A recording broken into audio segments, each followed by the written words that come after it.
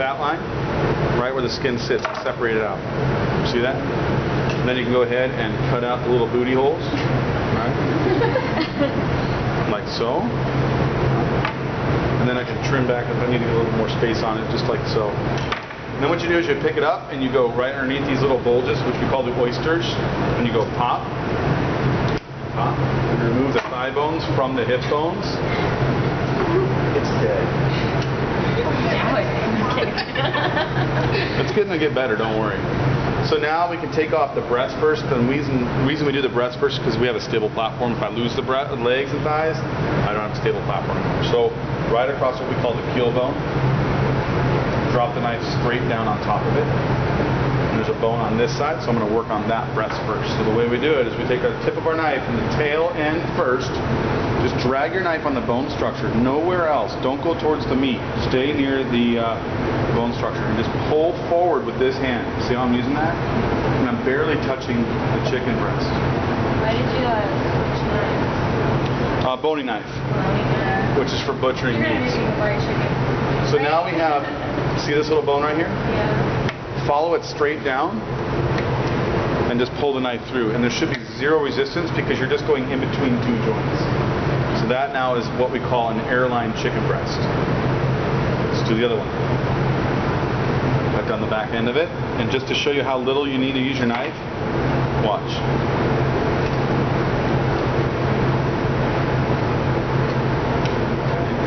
We can use our hand to pull that whole thing off and get it to the point where we can separate it from the joint. Okay, so we don't really need a knife, do we? We do, but we don't. So again, well, the knife is just there to give you speed. Fingers only do so much. So that's a tenderloin. These are called kids menus. My favorite. You said my favorite? Yeah. I love kidding. So we have our chicken breast now, then we got the thigh. So start up here at the oyster, take your thumb and dig it into the pocket where the oyster sits. And then you just push the knife down and then pull. Go back in. Dig out the oyster. And pull. Easy enough? So glad we're baking a pastry. You're grabbing that, okay. Look. The clumpy little thing. Yeah, right there. Okay. See where it fits in? Yeah. So now, for this piece, we're going to save it. We're going to use it for our pan sauce. We're actually going to do something a little different. For today's production, we're actually going to put this in the pan with the roasting chicken and let it roast along with it, underneath it, because it's going to add in some flavor. Yeah, because we're going to use water to make our sauce. Crazy? Not really? So all the chickens only have 2 tenderloins?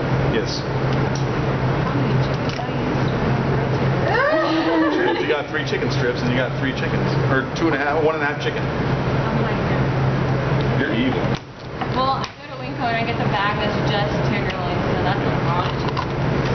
I'm gonna think about Winco. I thought that all of it was Hey, it's where I do my shopping too. Huh? I used to shop there. I really thought it was kind of like... I go to Grocery Outlet more often than not now, though. It's way cheaper. Really? Yeah, it's ghetto, but it's good. all the grocery outlets are the same. No, they're not. The one at my house is 22. Yeah, The one in Kenmore is okay. The one in Monroe is actually really good. Yeah, the house in my house is like, they got stuff I've never heard of. They never have anything bad. That's why you go there first and then you go to Winco. You get everything you need from there and then get everything you couldn't get at Winco. Yeah. Yeah, I know. What? Okay. Sure. Gorgeous. It did? Yeah, it was getting made. Oh, cigarette. That sucks. To make a thigh and a leg, see the fat line? Cut on the leg side of the fat line. Oh, wonderful. Drumstick and a thigh. So if you want to do like, have you ever been to like a Vietnamese restaurant and seen like angel wings or anything like that, where they stuff the wings? No. The legs, I mean, have you ever seen that? No. You have to go to some Vietnamese restaurants. Or Thai food too. We're gonna take it and imagine like a football player getting hit below the knee or right at the knee and hyperextending it. We can actually take this bone out that way. So just pull forward and Oh, that's cool. Oh, that is sick. I totally missed it. That's alright. Poor chicken.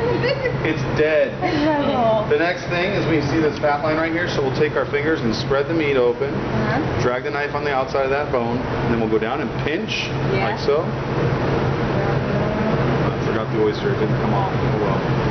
And then what we do is there's that knuckle still in there, and that little toothpick bone that you guys know about, right? You know, on drumsticks. Cut around, cut around.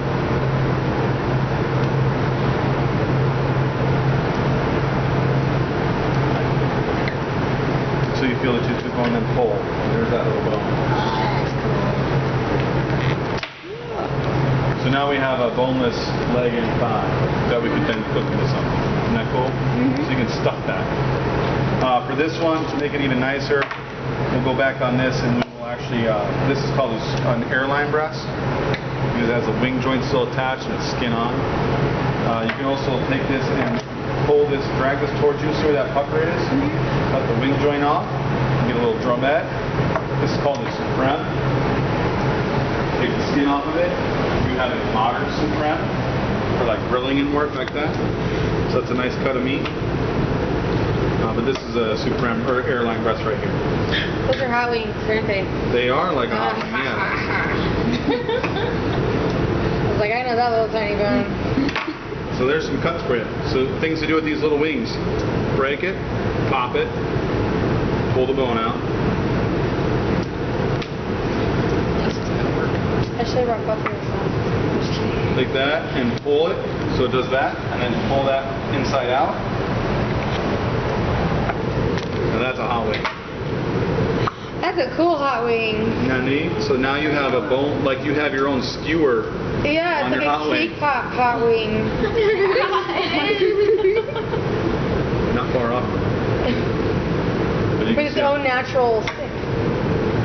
Isn't that cool? Like little toothpicks that you can So bite cool. off. There's some things you can do with some chicken. Can you YouTube that? Because I want to do that one time at a party. That was like really cool right there. I'd have to buy a lot of chickens, but I don't get it right now. No, you just buy a bunch of the wings. That's what I usually do. Dude! You're right! Bruh. And it's this right here? Exactly that little Yeah. squishy noise when breaking it. So again, Okay. outside, inside. Inside here, underneath your two fingers. The wingtips here. L shape it. See that? And then pull down with your thumb. And take the little one out. And then just hold the bone and peel the meat away. And it folds inside out. So the skin's on the inside. I'm gonna, oh man. Fun or what? Challenging TJ this right now. Like, look what I can do, but you Okay. can't figure out how to do it. So let's do a quick seasoning action on this. Can you separate the salt and pepper from me there? I'm going to season these off with just some simple canola and olive oil blend. Your fingers are chickeny. Yeah. I was gonna throw it away, but I don't know. if you So want to. hit it with some oil. Once I touch my hands to this, guess what? Can't use it anymore for anything else, can I? So season, salt and pepper.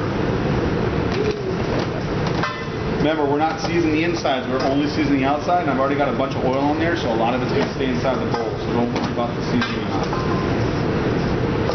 Why did you put oil on it? It's going to help with coloration. It's going to help with browning when I put it in the oven. Now, what's the difference between butter and oil? Whole butter's going to have milk solids in it still until it'll turn brown if I overheat it. Okay. So I'm just going to sprinkle those in there as well, just to kind of get them in. We can use those as like a natural oven rack too. So I'm going to drop them in just like so. Right on top of the bones to act like an oven rack. I need to first stop. Okay. So those are ready to roll. And we're going to put those in the oven. Let me wash my hands and put them in the oven. One of you guys want to drop it in the oven right now? That'd be great. the oven set at 400. You can roast at like 500 at first for like 30 minutes. Is it hot? Is it? Oh, Oh, did it go out? I think it did. Yeah, 'cause it's not hot anymore.